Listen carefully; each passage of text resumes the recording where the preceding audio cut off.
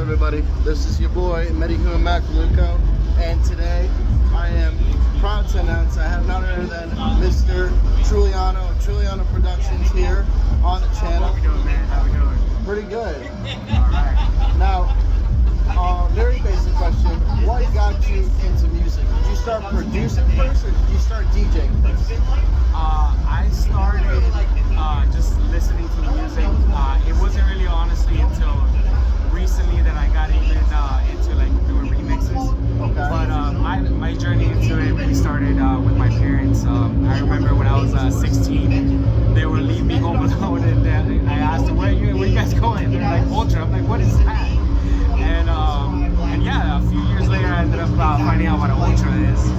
But yeah, my parents obviously were the ones that kind of got me into music itself. But eventually, you know, they listened to like the Depeche Mode, things of that stuff, and then like you know, into like old school house, trance, kind of stuff. Okay. Yeah. So yeah, I kind of devote my taste in music and honestly what I mix nowadays. You know, my parents' taste kind of like, you know, it's kind of where the seed was planted. Gotcha. So, did you end up teaching yourself how to DJ? Yes, a lot of YouTube tutorials. I mean, you got no excuse. Everything's on YouTube nowadays. But yeah, I started on YouTube. Back in the day, it was actually virtual DJ without any board, just on a keyboard, just kind of getting familiarized with what mixing itself was. And then yeah, eventually I you know, evolved into what was it, Tractor, and then now usually, you know, record box if I'm, you know, with a laptop or just CDs, you know. Right. You know, catch up with the times. Your friendship with 333 Hours, how did that come to be? Wow. So I actually put out a Instagram ad of my setup because when I got back into the game, it was actually through the private event. And he saw it. It was you know, pretty much a video of like my whole setup, like everything I was providing. And he added me, and you know, that's kind of where it started. And it wasn't actually until one day, which actually was the day that I got my sectum, I just decided like, hey, you know, this guy's doing a show local in the area. I was with a friend. I was like, hey, let's check it out. And the rest was history. I met him that day. You know, we kicked it right away.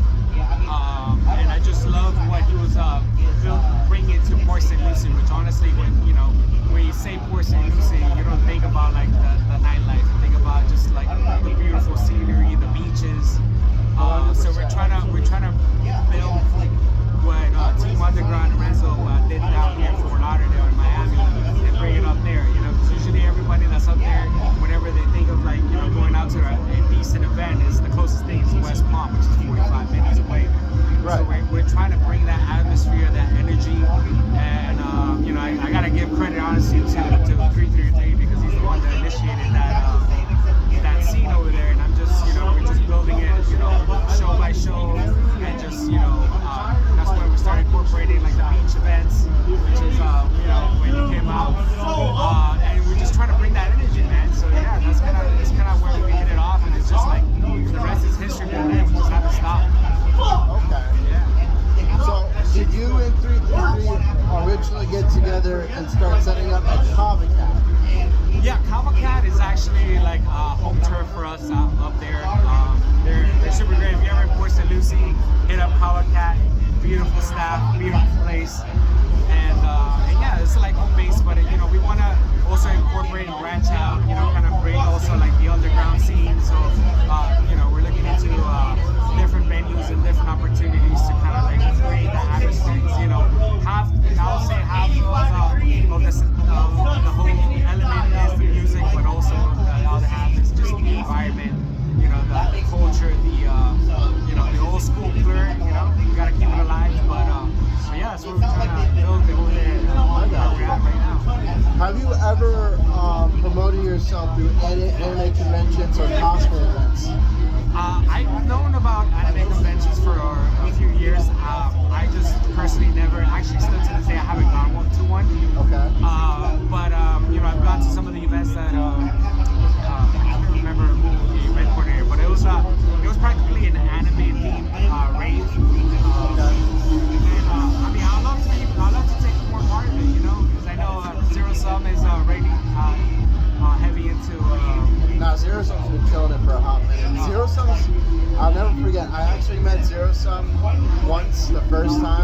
in my entire life. I didn't know who he was. Yeah. Renzo was not doing pub dubs for 1 week. He reached out to my team, so we do a Smash tournament. And, Right. Yes. Yeah, and him, Grandma, and I believe one other person. I mean, it was also my crew as well, so it was like this little hodgepodge of them and us, just in this little 6-person round robin. Because it was so dead, and no one really came just because there was, announced that there's no pub dubs. So I was like, damn, it is what it is. We're bound to have floppers, but I'm grateful for that opportunity. You know what I'm saying? Yeah, of course. I mean, everybody starts somewhere, and at the end of the day is the persistence in pushing through. Because I mean, even as a DJ, the amount of times that I played to an empty room, but that, things like that's where you learn different elements of mixing. When it comes to mix, especially somebody that's really involved into the craft, you learn a lot from those moments. From building a room, reading the crowd, things of that nature. That's where you build that armor when it comes to that. So, would you say that you've learned more from the floppers and the successful nights? Yeah, because honestly, I feel in those kind of situations, you kind of like get to kind of like explore more of things that maybe you might not feel too confident in, like mixing either 2 different genres or 2 different songs that maybe people might not think of. Right. So those kind of moments kind of gives you like a moment in time where you can really explore, your thought process and try out ideas, especially like in a big sound, in a big room sound. Right. Not everybody has the opportunity to practice just in that kind of environment, let alone with that big And it's insane to me because you travel up and down a lot. How do you manage that health-wise? It's taken some trial and error. There's been weeks that I definitely push myself a little too far. But it's all about balance. I myself, am a father of 2, so it's not just it's not just balancing like the DJ life. It's also balancing the home life, and anything of that nature. But it's trial and error, to be honest. You're definitely gonna be in scenarios where you're gonna push yourself, especially like today. Like today, I just came from an event out in California. That's why I got here at this time. But yeah, man, it's a balancing act. The more you're in the game, the more you kind of understand not only your body but your limits. I got you. Now, outside of the world of raves, have you ever had to utilize your equipment for either rap shows or metal shows? I've gotten the opportunity actually for a jazz night, which when you think, especially like what we're doing here, like pioneering jazz is kind of one of those things that some people might consider like left field, but honestly, it's one of my favorite nights out. Just working with actual musicians and just seeing the art and the passion that it takes to actually be a musician and play an instrument and just do it cohesively in something that they did. It was a great experience. And, my first official in the club scene. Yeah. But I look forward to it. We're definitely planning for the jazz night and other elements to it. Absolutely. Have you gotten a chance to play at any festivals, like big festivals, like not necessarily EDC, but something like a smaller scale version of it?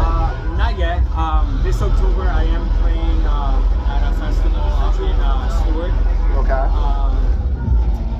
I'm sorry guys, I forgot the name of the festival, but I'll give you guys the link so you guys can actually check it out. But yeah, it's supposed to be in October. It's actually Juno's gonna be there. Halloween? Huh? Is it Solani Halloween?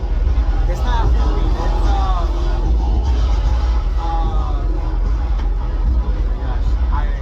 I can't remember. No, I got you. Yeah. When you remember to send me the link, and I'll throw it in my description. But yeah, no, actually, a lot of people from